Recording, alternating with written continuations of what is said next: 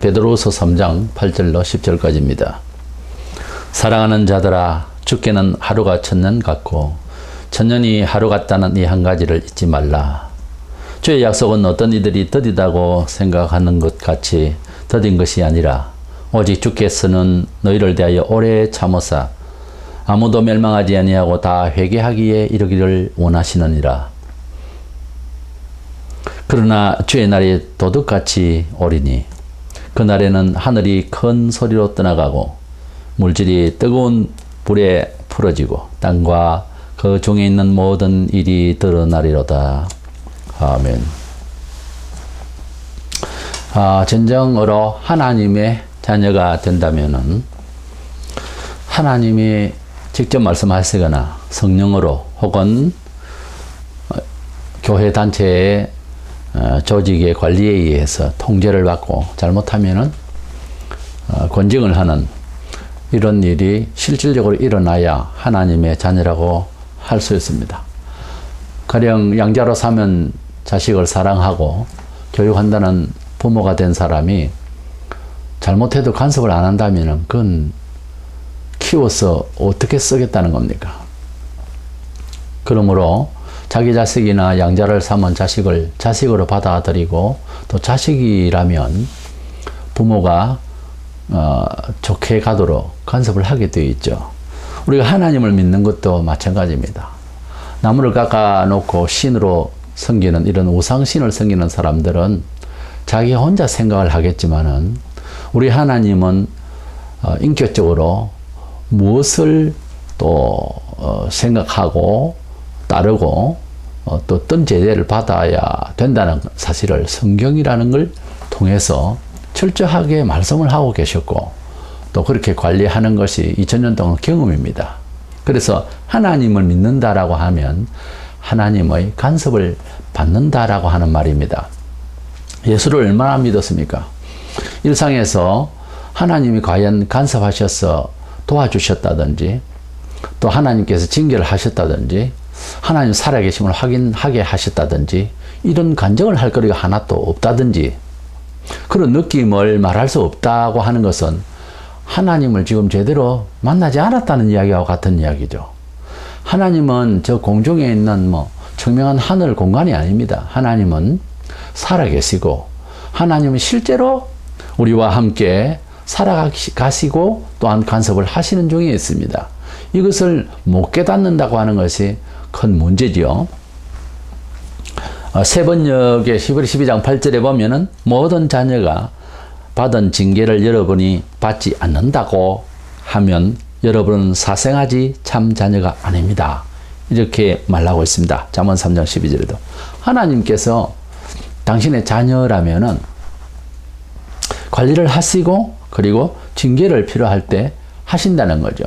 그 징계가 아플 때에는 두 가지인데 잘못해서 맞는 경우도 있지만은 잘하지만 더 강화되도록 여러 가지 믿음과 행실과 삶이 좋은 습관이 될 수 있도록 굳어질 수 있도록 하나님께서 또 매질을 하시는 것입니다. 잘 달리는 말을 채찍질을 넣어서 더 잘 달리게 한다고 하듯이 우리 하나님께서는 하나님의 자녀로 부름을 받았을 때에 그 자녀를 그냥 두지 아니하시고 철저히 간섭을 하신다고 하는 사실입니다. 이 말은 징계를 두고 말씀을 한다면은 하나님께서는 자녀들을 어떻게 징계하시고 그리고 권면하시는가 하는 것을 잘 살펴보기를 원하는데 하나님은 참으시고 보통 상식적인 얘기죠. 우리 사람도 참으시다가 반드시 벌을 하십니다. 하나님은 어떤 원리도 없고 근거도 없이 사람을 사랑하신다고 할 수 없고 세상을 향해서 교회를 세우신 하나님은 세상에 어떠한 삶을 요구하시고 그 삶을 통해서 원칙을 통해서 구원과 은혜를 주시는데 그렇지 않을 때는 벌을 주신다고 하는 사실을 우리가 알아야 될 것입니다. 이래서 하나님을 생각을 할 때 무조건 사랑만 계산을 해서는 안 됩니다. 하나님은 또한 심판도 하시는 분이라는 것을 우리가 잘 알고 있습니다. 하나님 세상을 만드시고 사람을 사랑하시고 우리 죄인을 속죄 주를 독생자로 주셔서 용서하시고 받아주시지만은 또 하나님은 심판자라고 하는 사실 앞에서 생각을 제대로 가져야 됩니다.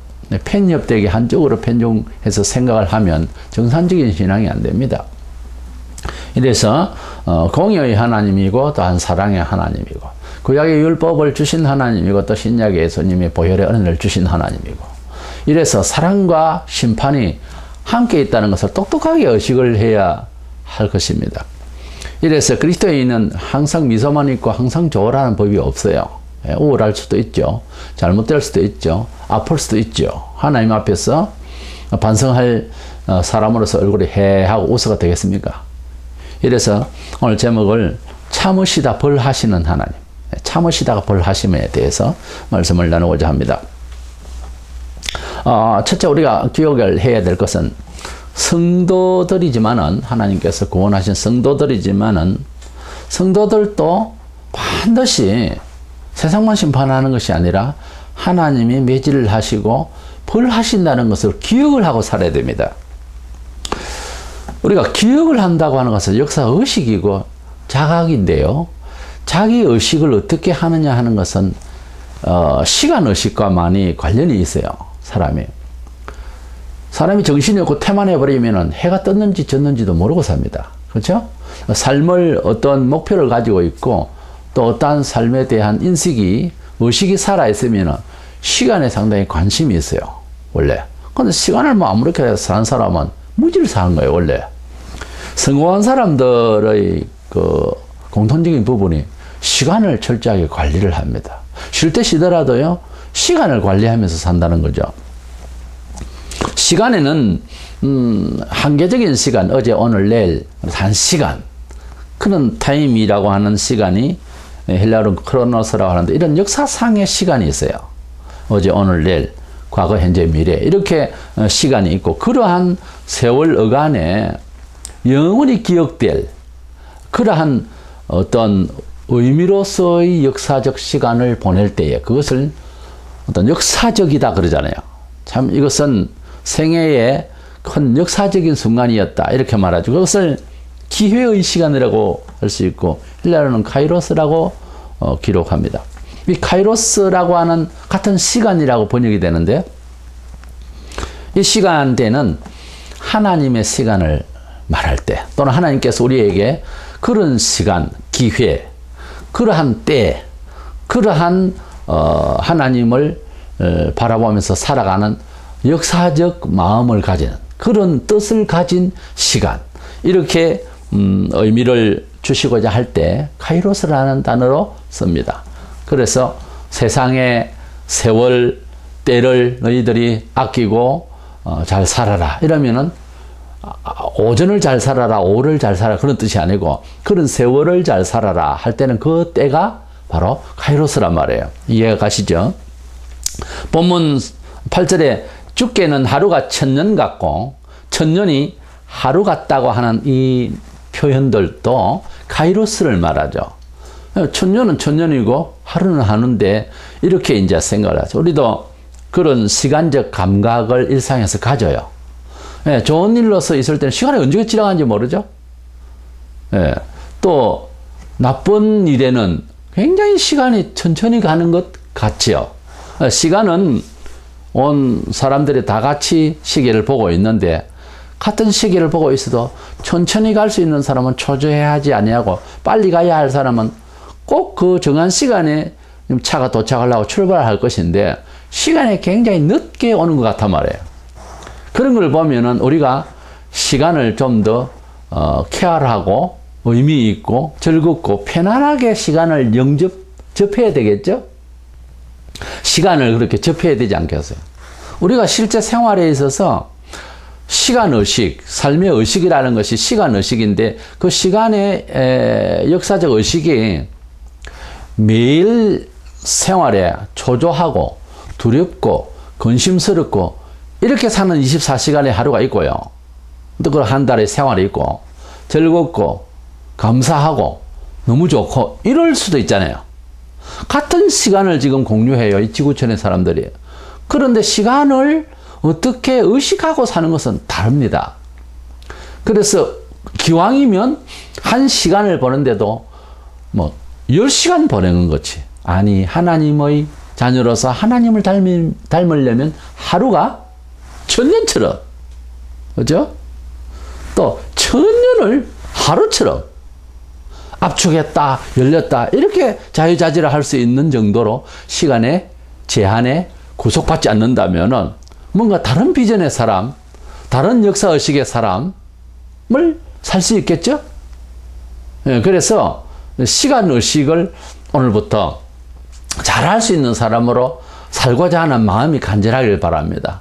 그것을 위해서는 기도가 많이 필요하고 신앙생활에 순종이 많이 필요해요. 하다 보면 시간의식이 완전히 바뀝니다. 하나님을 잘 섬기지 아니하고 기도하지 아니하고 살았던 그동안의 생활과 완전히 판도가 바뀌어요. 시간이 다르게 흐른다니까요. 얼마나 즐겁고 충실해지는지 시간이 막 아까워요. 그때는 어떻게 하면 아침에 해가 떴다가 저녁에 해가 지는 것은 늘상 같으니까요. 그 시간 안에, 한시적인 이 시간 안에, 한계 안에서 얼마나 풍성하게 시간의 효율성을 발휘할 것인가 하는 생각이 집념이 되어지고 간절해집니다. 그래서 하나님을 만나게 되면은 거의 뭐 동일하죠. 시간에 굉장히 애착이 가게 되는 거죠. 왜냐하면 더 풍성하고 더 좋은 쪽으로, 더 창조적으로 일하고자 하는 생각 때문에 해지는 것을 아까워하는 거죠. 그 정도로 시간에 충실해집니다. 그것이 바로 카이로스적, 역사적 의미의 인생을 살고자 하는 역사식의 변화에서 그래요. 그래서 하나님을 정말 만나면은 시간 역사에 대한 의식이 바뀐다는 거예요. 그거 하나도 바뀐 것이 없고 그런 감정이 없다면 정말 하나님을 만난 것이 아닙니다, 사실은. 만난 사람들의 모인 단체에 왔다 갔다 한 거지. 하나님을 만나면 시간 의식이 바뀐다는 거예요. 그래서 우리 성도들이 불신자들과 믿음 없는 사람들과 믿는 자의 차이점이라면은 영적인 의식의 시간, 이렇게 시간을, 세월을 참 창조적으로 살 수 있는 영감, 영적인 시간, 의미의 시간, 의미의 역사의 삶을 요구하는 거죠. 그것이 실현된다면 얼마나 좋겠습니까? 하루를요, 열흘처럼 살 수도 있어요. 열흘처럼. 그만큼 좋은 일로 많이 충실해질 수가 있습니다. 근데 우리가 영적으로 태만해지면은 하나님은 어떤 시간에 사세요? 크로노스에 사는 게 아니고 바로 방금 말씀드린 대로 카이로스적인 시간에 늘 하나님은 간섭을 하고 계시거든요. 어제 오늘 내일이 없어요. 늘 그대로 보고 계세요. 그러니까 우리는 잊어버려도 과거 다 기억하고 있어요. 하나님은 똑똑하세요. 하나님은 분명하세요. 빠뜨림이 없어요. 그렇기 때문에 그 하나님 앞에 내가 인정을 받으려면 저도 영이 밝아야 되겠죠. 하나님과 우리가 서로 통하려면 친구가 되려면 예수님 우리를 친구라 하셨는데 친구와 친구 사이는 서로 마음이 이신전심으로 통해야 되겠죠. 그러면은 삶의 의식이 비슷해야 되는 거예요. 한 놈은 완전히 그냥 뭐 퇴폐하게 살고 하나는 건실하게 살면 그 친구가 되겠습니까? 하나님과 하나님의 자녀 사이의 흐름이, 소통이 바로 이 카이로스적인 역사적 의식이 살아있어야 된다는 결론에 우리가 도달하는 거죠. 그래서 우리 영적인 것이 태만해져 버리면은 영적으로 펄펄 살아계신 하나님 역사의식에 소통이 안 되는 거예요. 그리고 이제 안타까운 것은 내가 어두우니까 하나님도 간섭 안 하겠지. 이렇게 돼버리거든요. 그렇지 않아요. 내가 어두울 뿐이지 하나님은 다 보고 계신다는 점을 잊어버린다는 거예요. 큰 문제점은 내가 태만해도 살아가고 내가 태면해도 괜찮고 내가 영적으로 카이로스적인 시간의식이 없어도 괜찮으리라고 생각을 하고 내 혼자 그렇게 생각을 하지. 주변에 정신이 깨어있는 사람들은 쳐다볼 때 불안을 느끼고 있는데 내 혼자만 괜찮다. 괜찮은 게 아니고 영이 어두워서 무뎌져 있단 말이에요. 중요한 것은 하나님이 계속 화가 나고 있는 거예요. 계속 안타깝고 그렇게 하나님의 편에서는 대안을 계속 생각하신다니까요.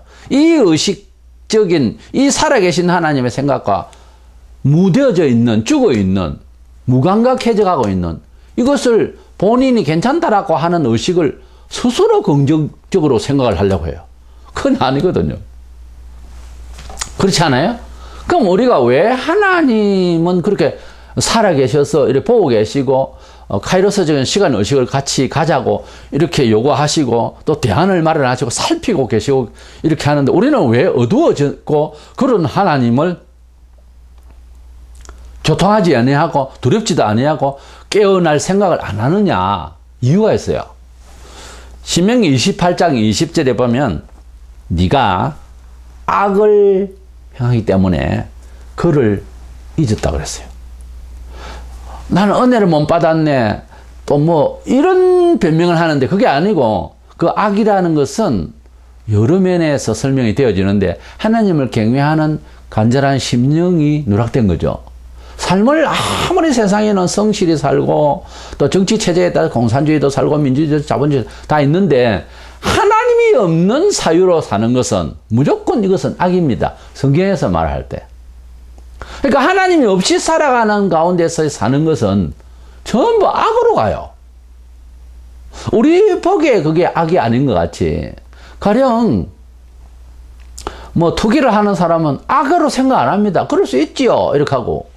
그리고 사회 법이 적법하다 이렇게 생각하고 투기를 하거든요. 그 사람 때문에 집 없는 사람, 그 사람 때문에 땅 없는 사람, 문화적 기회를 얻지 못하는 사람이 굉장히 많아지는데 근데 주변에서 볼 때 그냥 건전하게 사는 사람이 볼 때는 그 잘못하고 있는 거거든요. 욕심쟁이고 투기꾼이고. 그런데 부모님은 정작 그렇게 생각 안, 난 투기꾼이요. 난 나쁜 놈이요.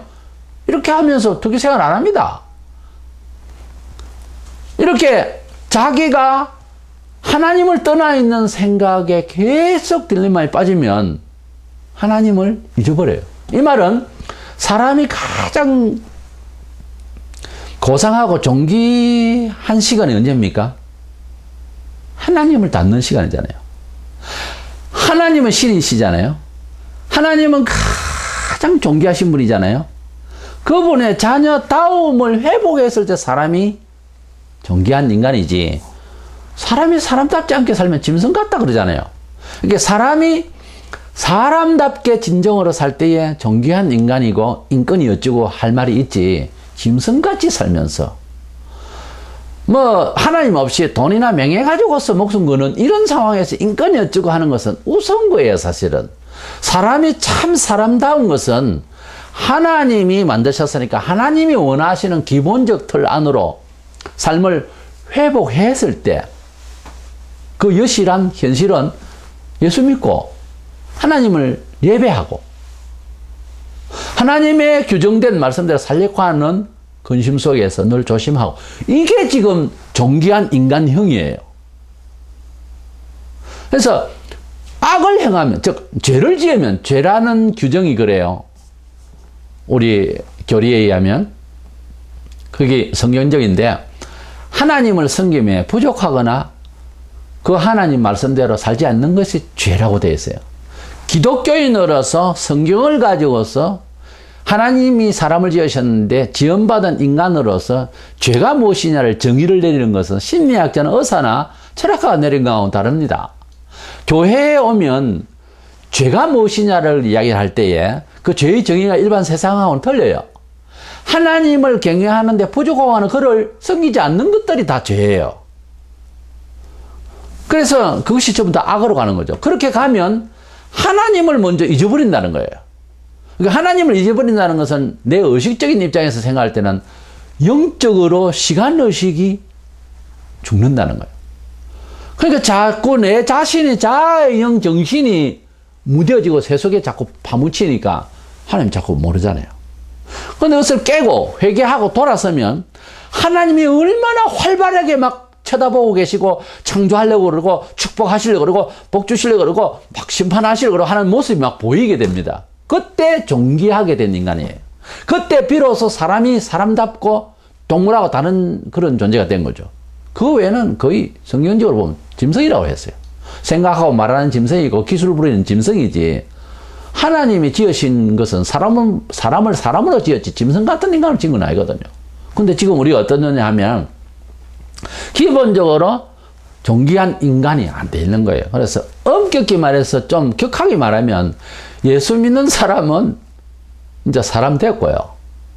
그 외에는 아니 사람이 아닙니다. 엄격히 말하면. 그래서 하나님의 시간대에, 하나님의 의식세계에, 카이로스의 이런 영적 시간에 깨어나지 않으면은 제정신이 아닌 거예요. 짐승하고 같아요, 사람은. 그 어떤 교육을 하고 그 어떤 상황에서도 하나님이 없는 곳에는 근거도 미래도 사실 그 끝도 답도 없는 생을 살고 있는 거예요. 사실이에요, 그게. 악을 행하여 그를 잊음으로, 악을 행하면 하나님을 잊는다는 거예요. 악을 설명을 했습니다. 그래서 하나님은 우리 성도를 예수 그리스도 안에서 소명하셔서 회개하게 하시고 하나님을 알게 하시고 믿음으로 미래에 대해서 사후의 세계를 믿게 하시고 부활을 믿게 하셔서 구원을 받게 하셨는데 고백하게 하시고, 그래서 그리스도 안에서 삶을 신앙 중심으로 예배 중심적 삶을 살게 하셨단 말이에요. 하나님 백성 됐다고 말이에요. 꼬박꼬박 뭐 예배 잘할 줄 알고 안 하면 안 되는 것이 분명하게 이제 생활을 섰고요. 그렇지만 성도들도 잘못하면 징계하는데 이것은 세상을 불러서 심판하시는 그런 형벌은 아니고 잘 되라고 징계를 하신다는 거예요. 성경에 분명히 하나님 자녀는 부르는 자들마다 징계를 하신다고 그랬어요. 세상에 때묻은 것을 고친다고 징계를 하신다고 그랬어요. 민수기 14장 18절 여호와는 허물을 사하시나, 그렇죠? 허물을 사해 주시죠. 사하시나 형벌 받을 자는 결단코 사하지 아니하시고. 나홈서 1장 2절로 3절에 보복하시는 하나님이라고. 반드시 내가 보복한다. 그럼 언제 보복하시나? 마태복음 24장 44절에 생각하지 않는 때에 인자가 오리라. 생각하지 않는 때, 아까 말씀드린 대로 카이로스의 그 영적인 시간 그 의식이 안 살아있을 때, 악으로 인해서 둔해졌을 때 그때 맞는다는 거예요, 매를. 이 생각하지 않는다 하는 이 말이 심판을 잊어버리고 산다는 말이죠. 그렇죠? 심판을 잊어버리고 산다는 거예요. 그러니까 그리스도인의 삶을 신학적으로 그렇게 표현해요. 종말론적 삶을 산다. 주님이 지금 오시면 어떻게 할 거냐, 이런 식으로 종말론적 삶을 산다. 우리가 이 세상을 살고 있지만 영원한 나라를 바라보면서 곧 죽음을 메커넘 앞에 두고 사슬을 넘어서 살 것을 바로 의식을 하면서 산다는 거야. 종말론적 삶을 산다. 전도서 11장 9절에 청년이여 내 어린 때를 즐거워하며 내 청년의 날들을 마음에 기뻐하여 마음에 원하는 길들과 네 눈이 보는 대로 행하라. 그래, 행하라 안 해도 행하지. 그러나 하나님이 이 모든 일로 말미암아 너를 심판하실 줄 알라. 이 말씀이 비단 청년들에게만 한 말이겠습니까? 우리가 이 세상을 사는데 이 모양 저 모양으로 자유의지대로 한단 말이에요. 근데 그 삶에 대한 심판이 있는 줄로 알거나 하고 살아라는 거예요. 이게 그리스도인과 비그리스도인의 차이점이 뭔가 하면 하나님이 뭐라 하실까? 하나님이 판단하면 뭐라, 항상 그게 토를 달아야 되는 거예요. 선두에 하나님이 하는 이 원리를, 하나님께서 삶의 어떤 룰을 먼저 생각하고 선택을 하고 이행을 하고 방법을, 소재를 찾는다는 거예요. 그것이 안 되면은, 그것이 연습이 돼야지, 그것이 습관이 돼야지, 그것이 안 되고 맹 예수 믿기 전에 하는 방식, 세속적인 힘을 빌리고 세상적인 이런 문화를 가지고서 의존하고 거기에 대한 행불응을 느끼고 하면 이건 아닙니다. 백날 해봐야 안 됩니다. 이런만 예수쟁이지, 이런만 유대인들이지. 행불 받았잖아요. 아직도 정신을 못 차리는 거죠. 또 유대인들이 그랬거든요. 우리는 아브라함의 후손이다. 우리가 뭐 부자유하냐, 우리가 종이냐. 영적으로 지금 종이다고 말이야. 세상적으로 매여서 외식되어 있다는 그 영적인 카이로스의 시간이 어두워져서 단지 어제 오늘 내일만 사는 그런 짐승 같은 인간이라고. 예수님이 너희들이 지금 부자유하다는 영적인 문제인데 우리가 무슨 종이냐. 지금 이렇게 아니. 내가 목사고 장로고 우리 교단이 좋은 정통 장로교고 뭐고 그거 똑같은 이야기예요. 우리가 어디에, 어느 소속에 어디에 살든지 영혼적으로 즐겁고 감사하냐 하는 것이 결국 중요한 것이지, 어디 소속이 되어 있고 뭐 전통이 어떻게, 이름이 어떻고 직함이 어떻고 그거 아무 소용없는 겁니다. 우리가 경험하고 있잖아요. 사람이 살면서 풍족 속의 가난이라고, 풍족 속의 빈곤을 느끼는 이 상대적 의식, 이거 스스로 만든 죄예요. 버리고. 본문 10절에 그러나 주의 날이 도둑같이 임한다고 했어요. 그러나 도둑같이 오실 주님, 도둑이 못 들어오게 하려고 하면 깨어 있어야 되잖아요. 그 잠들 때 들어온다는 이제 기준으로 봐서 그렇다는 거예요. 그래, 영적으로 깨어 있지 아니하면은 하나님의 심판이 도래한다. 하나님 판단은 꼭 보면 내가 잊어버리고 영적으로 두려웠을 때 온다. 그런 뜻이에요. 그러니까 영적으로 깨어 있으면 하나님은 늘 간섭하고 계신다 하는 것을 알게 된다는 거죠. 죄가 쌓이면은 하나님이 경각심을 위해서 매를 드십니다. 문제는 영적으로 둔해져서 우리가 하나님께서 자식이기 때문에 매질을 하고, 그리고 또 권하고, 또 치시고, 또 싸매시고, 이렇게 이제 하시는 과정이 구약 성경과 신약 성경에 다 우리가 찾아볼 수 있습니다. 그렇게 말씀도 하셨고, 그것도 우리가 상식적으로 이해가 되는 것이고요. 우리도 부모와 자식 간에 있기 때문에 사회에 또 선후배가 있고요. 그런데 문제는 하나님께서 당신의 백성을 매질을 하실 때에 그 매를 넣게 되는데, 이게 이제 문제인데, 예레미야 5장 3절에 주께서 그들을 치셨을지라도 그들이 아픈 줄을 알지 못한다 했어요. 이게 이제 보통 문제가 아닌 거예요.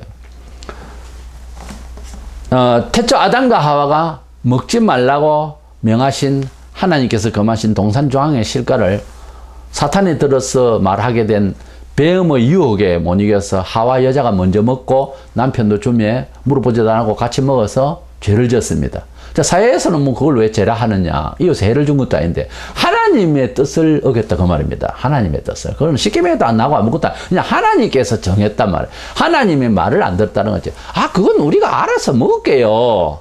동산조항에 있는 것도 먹고 또 맛없는 건 안 먹게 알아서 할 텐데 뭐 아버지께서 이거는 먹으라 뭐라 잔소리를 그렇게 하느냐는 식으로 정신이 그리 들어 있었기 때문에 겁을 안 냈죠. 그래서 그걸 먹었는데 하나님께서 분노하셨어요. 자, 하나님이 하나님 못되게 회박을 낳았습니까? 이웃에 해를 줬습니까? 그렇다고 해서 그걸 먹고 금방 또 죽었습니까? 그것도 저것도 아니잖아요. 근데 하나님이 왜 화났죠? 말을 안 들었다 아닙니까? 하나님께서 말을 듣는가 보려고 그랬지 무슨 행동 지침도 아니에요. 그거는 말을 듣는지 안 듣는지 단지 그겁니다. 근데 하나님을 경하게 여겼단 말이에요. 맞잖아요. 실과가 하나 먹는데 뭐 그래 화를 냈을까? 그렇게 생각하면 우리끼리는 말이 되죠. 근데 하나님 편에서 보세요. 하나님 편에서 볼 때에 하나님의 말을 안 듣고 뱀의 말을 들었잖아요. 뱀은 사회적 성향으로 보면 불신의 세계입니다. 그렇죠? 뱀의 말을 들었다는 것은 앞으로 무슨 일이 일어날지 일단 두고 하나님 대신 뱀의 말을 들었다고 하는 것은 이 사회적 상식으로 보면 불신 세계의 성향을 따라갔다 이 말 아닙니까? 그렇게 자존심 문제예요. 하나님께서 화가 나실 밖에 없는 거죠. 나실 수밖에. 그런데 문제는요. 아담과 하와가 하나님께서 불쌍히 여겨서 구원해 주셨어요. 왜 구원해 주신지 아십니까? 물론 하나님의 사랑이 있어서 구원해 주셨어요. 그런데 동산조항에 있는 실과를 먹고 난 뒤에 이웃 사람이 있어서 왜 우리 밭에 있는 과실을 먹었네 어쩌네 하고 누가 때리러 온 것도 아니고요. 하나님의 말씀을 어겼다는 그 자체에 하나님의 두려움이 엄습해 오면서 눈에는 보이지 않죠. 근데 하나님은 그런 마음을 준 거죠. 두려움을. 하나님이 화내시면 사람 마음이 두려워집니다. 가만히 있어도. 하나님께서 성령으로 은혜를 주시면 뜨거워지고 생명이 충만해져요. 그래서 은혜를 사모한다는 말, 그 말입니다. 타의에 의해서 얻은 조건이 아니고 하나님이 마음을, 은혜로운 마음을 주기도 하고 악한 마음을 주기도 하고 할 수 있는 하나님이에요. 이걸 잘 아셔야 됩니다. 여건을 가지고서 은혜를 받으라 하지 마세요. 여건이 원만해도 벌하시면은 형편없이 되어버립니다, 사람이. 그래서 하나님께서 벌하심이 다른 여건이 없어요. 적군이 쳐들어오는 것도 아니고 그냥 하나님께서 벌하시니 꼼짝을 못하고 두려움, 공포에 질리는 거예요. 근데 하나님께서 우리 한국에도 1907년에 은혜를 주시려 하니까 전국에 회개하고 성령의 충만함을 받을 때가 있었잖아요. 하나님께서 은혜를 주시려면 여건과 조건, 사람들의 노력 끝엔 꼭 그렇게 나오질 않습니다. 하나님께서 은혜를 주시려면 은혜를 받게 되고요. 하나님께서 이가봇에 비극을 주시려면 그냥 은혜를 거둬가 버려요. 하나님께서 원하시면 은혜를 주시고 하나님께서 원치 않으면 버립니다. 로마서 9장에. 하나님께서 원하시면 복을 받고 하나님께서 원치 않으면 벌을 받아요. 다만 우리 입장에서 왜 벌을 주셨을까 따지면 나온다는 거지, 답이. 이렇게 아담과 하와가 은혜로 구원을 받는데 우리하고 다른 점이 뭔지 아십니까? 그 하나님의 공포를 주변 사람들로 통해서 혹은 뱀이나 동물들이 막 잡으려고 해서 두려워서 숨은 거 아닙니다. 하나님 앞에 가져야 할 마음에 하나님께서 공포 심리를 줬을 때 깨끗한 양심으로 두려워했다는 거지. 하나님의 법대로 못 사는 것이 마음에 깨달음이 왔을 때 두려워했다는 거죠. 근데 우리는 어떻습니까? 그 과일도 먹고 그 유혹한 뱀도 아마 잡아서 구워 먹었을지 모릅니다. 지금 사람은 도통 겁이 없어요. 하나님의 법대로 안 살았는데 그런 게 있어요. 주일날 하루 빠지면 뭔 일로 빠졌다. 빠져서는 안 되지만 빠졌다. 한 번 빠지고 나면 그 경험이 다음에 두 번 빠지는 데는 덜 미안한 하나님 앞에 사람들 앞에 덜 부끄러운 생각이 들고요. 세 번 빠지면 그 다음에는 한 달에 한 번 와도 괜찮은 마음으로 갑니다. 그렇잖아요, 심리가. 아담 때에는 매를 맞아서 영적으로 매를 맞아서 두려워하는 마음이 있었기 때문에 다행이었어요. 살릴 수 있단 말이에요. 병원에서도 아픈 걸 느끼고 충분히 인상을 찡그리면서 울면서 아야 하면 그 살릴 수 있는 가능성이 훨씬 높죠. 근데 입을 다물고 사람이 어디가 아픈지도 말도 못하고 상황이 이렇게 벌어지면은 이게 보통 문제가 아니잖아요. 이래서 매를 맞을 때, 나무랄 때, 권면할 때 감각이 살아있으면은 이건 기회가 있는 거죠. 근데 매를 치고 이스라엘이 그랬잖아요. 계속 쳐도 그냥 둘이서 그냥 뭐 오히려 더 목이 꼿꼿하게 이러다가 이제 다 날아간 거지, 나라가. 그러면 두 번째로 하나님의 그 징벌이 언제 오고 그 징계를 어떤 식으로 우리가 받아야 되느냐 하는 것이 이제 숙제예요. 이것은 힘을 다해서 이걸 따라가야 돼요.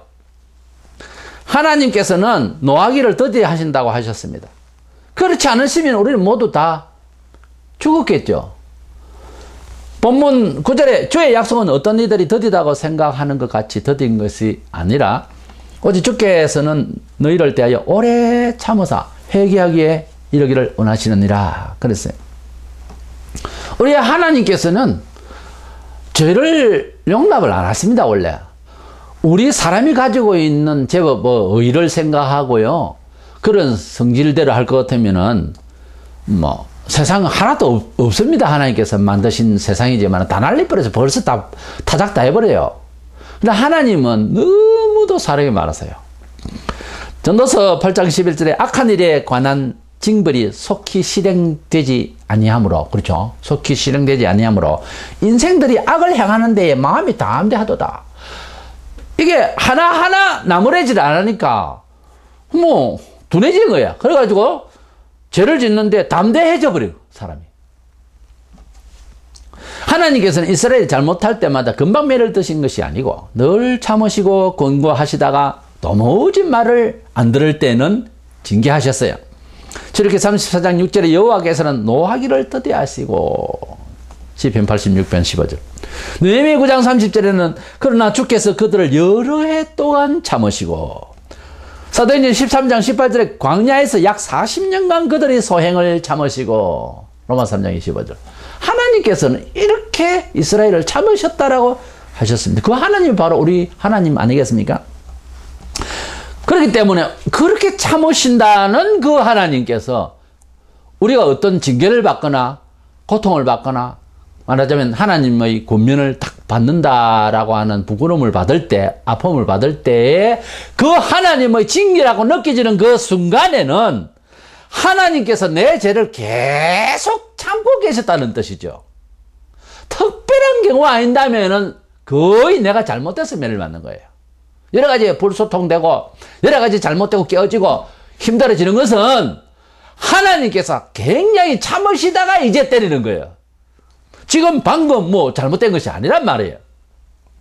그러니까 내가 이것은 하나님 징계하시는 것이다 라고 느낀다면은 벌써부터 내 죄를 알고 계셨고 참으시고 오시다가 지금 때렸다는 거예요. 그래서 내 정신이 둔해서 그동안에 하나님이 나를 보고 계신 것을 내가 몰랐구나 라고 반성을 하는 것이 가장 중요합니다. 첫 번째. 그래서 왜 이렇지? 왜 내만 붙들고 이러시지? 이 열의 여덟은 그런 식으로 생각하는 거예요. 그게 아니고 이것은 매질이다 라고 생각하면 내가 무슨 죄를 하나님 앞에 쭉 타고 올라가야 되는 시간을, 어떤 것은요 10년도 넘는 것도 있고 어떤 것은 30년 전의 죄를 기억해서 오늘 치는 것도 있어요. 뿌린 대로 거둔다고 나무가 열매가요 금방 원래 내로 열매를 내는 경우도 있고요 10년 이상 키워야 열매가 나는 것도 있잖아요. 나무마다 다르잖아요. 그래서 어떤 죄는 나중에 기록에 체크해놨다가 딱 간이 쳐서 봐라, 너 그래서 이렇게 되지 않느냐 라고 하실 경우가 있거든요. 하나님께서는 40년을 참는 경우도 있었다니까요. 40년을 참았댔잖아요. 그래서 하나님께서 내게 징계하셨다 할 때는 굉장히 오래된 해묵은 죄가 있다. 내가 죄라고 생각을 안 해서 그렇지 죄라고 여기자는 거예요. 죄가 오래됐다는 것을 알자는 거예요. 그 다음에 그런 징계를 받을 때 반응이 문제잖아요. 자, 그렇게 죄라고 여기고 반응이 문제인데, 복만 받을 줄 알고 부모로부터 사랑만 받을 줄 알고 부모로부터 책망을 받을 줄 모른다면 그 자식은 정상이 아니죠. 뭐 유치원 애도 아니고, 유아들도 잘한 것에 대해서 보상으로 잘못 따가서 맴매를 하잖아요.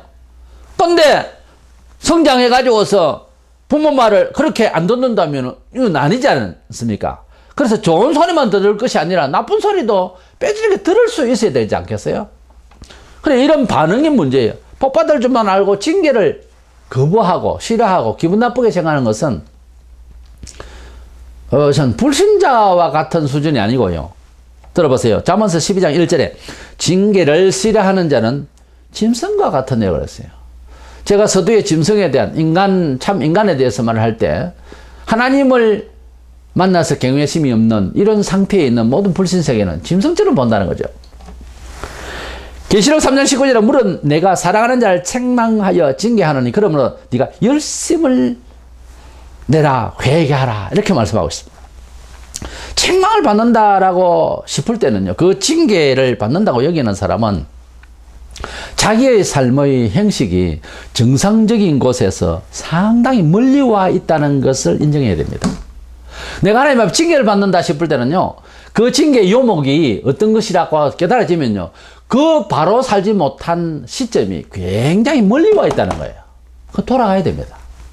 그것을 개혁이라고 그래요. 종교 개혁, 자기 개혁, 경신, 성찰이란 말이에요. 어떤 거는 하루 정도 돌아가면 되는데 어떤 것은 사흘이 걸릴 수도 있고 어떤 것은 보름이 걸릴 수도 있고 어떤 것은 금식을 해서 돌아가는 것도 있고요. 여러 가지입니다. 회복을 위한 사회적인 법도 그렇잖아요. 회복을 위한 옥에도 갔다가 집행유예도 되었다가 봉사시간 160시간 뭐 이런 거 있잖아요. 그러니까 내가 회복을 하고 내가 잘못된 것을 이제 회개하기 위해서 돌이키기 위한 작업이 그렇게 많이 힘듭니다. 그렇게 힘든 짓을 와 멀리 갔냐 이거죠. 바다에서 헤엄칠 때에 수영 잘한다고 계속 가면, 저도 어릴 적에 수영하고 그렇게 바닷가에 출신이기 때문에 파도가 이렇게 넘어오면요 목을 탁탁 치면서 푹 그냥 헤엄쳐 나가면 참 재밌어요. 그런데 너무 멀리 가버리면은 멀리 왔는지를 잘 몰라요. 둥둥 떠면서 아주 이렇게 수영하면요. 근데 돌아오려면 너무 멀면 겁이 나요. 두렵다고요. 시퍼런 바다 위에서. 그래서 겁이 나서 그때는 빨리 이제 또 돌아오죠. 돌아와서 너무 많이 즐기다가 보면 나중에 돌아올 때는 기진맥진합니다. 우리가 하나님의 어떤 원칙의 삶의 아름다운 뜻에서 속화되고 너무 멀리 가버리면 어떤 경우는요 못 돌아옵니다. 못 돌아옵니다. 그걸 소위 멸망을 받는 거죠. 망하는 거예요. 그래서 너무 이렇게 멀리 가버리면 돌아오기 상당히 힘듭니다. 어떤 룰로 돌아와야 되느냐는 것은 구체적으로 개인마다 다르고 하지만 우리 공동체가 받은 하나님의 말씀의 계시대로 나의 삶을 구축하고 구축한 것을 쭉 잘 살다가 또 멀어지면 돌아가야 하는 개인적 어떤 신앙 고백이 있을 거예요. 하나님 뜻 가운데서. 다 믿음이 차도가 다 다르겠습니다만. 이래서 우리가 징계를 받는다라고 느낄 때는요, 상당히 내가 정상적으로 믿음의 생활을 해야 될 곳에서부터 대단히 많이 멀리 와 있다고 하는 사실 앞에서 정말 희망 있는 좌절로 반성해야 됩니다.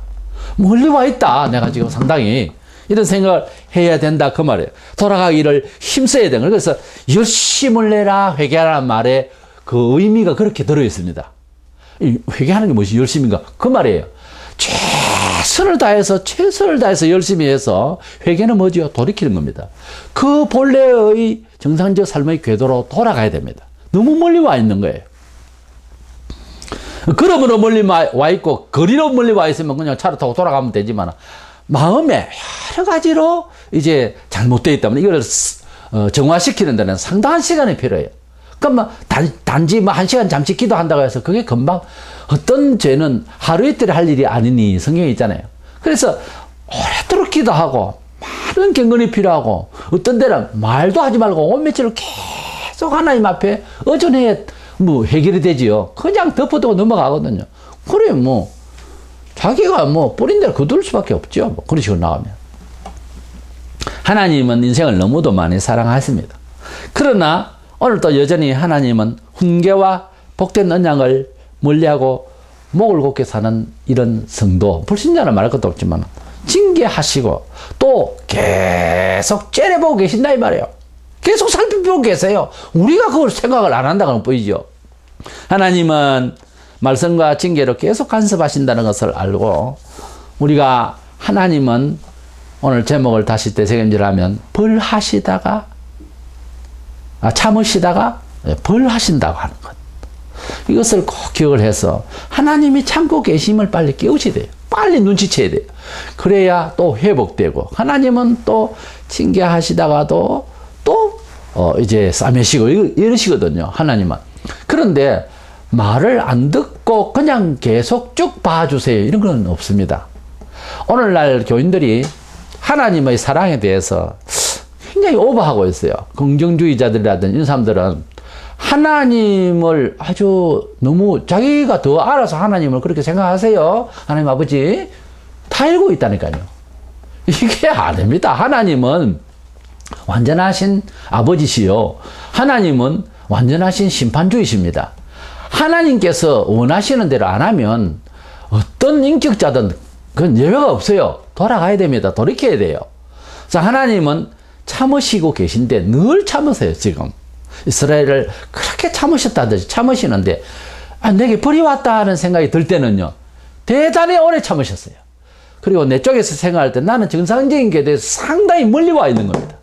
이래서 돌이켜서 돌아갈 수 있는 개혁을 하는 성찰해가는 이런 삶이 계속 되어져야 하나님 아버지께서 보시고 우리는 시속 50km를 달리면서 회복하려고 노력하면요 하나님께서는 격려하셔서 70km 가게 하시고 80km 가게 하시고 미처 하나님 아버지 집에 도착하기도 전에 쫓아나와서 안아주시던 그 탕자에 비유해서의 그 아버지처럼 우리가 돌이키려고 할 때 하나님께서 은혜를 주신다.